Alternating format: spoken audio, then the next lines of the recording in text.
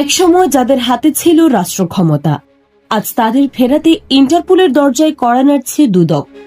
প্রশ্ন একটাই, ক্ষমতার অপব্যবহারের শাস্তি কি সত্যিই এড়ানো যায়?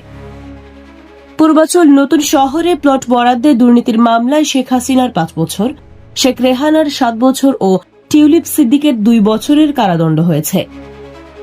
আদালতের রায়ের পর তারা পলাতক, আর দুদক বলছে ফেরানোর প্রক্রিয়া শুরু হয়ে গেছে। পররাষ্ট্র মন্ত্রণালয়ের মাধ্যমে ইন্টারপোল নোটিশ, ভারতের কাছে একের পর এক এক্সট্রাডিশন চিঠি, তবুও এখনো কোনো ইতিবাচক সাড়া নেই। 18 ডিসেম্বর দুদকের মহাপরিচালক নিশ্চিত করেছেন সাবেক স্বরাষ্ট্রমন্ত্রী সহ পলাতক আসামিদের দেশে ফেরাতে রাষ্ট্রীয় পর্যায়ে চাপ বাড়ানো হচ্ছে। এখন প্রশ্ন হলো, এই উদ্যোগ কি বাস্তব পরিণতি পাবে নাকি আইন আবারও প্রভাবশালীদের সামনে থেমে যাবে?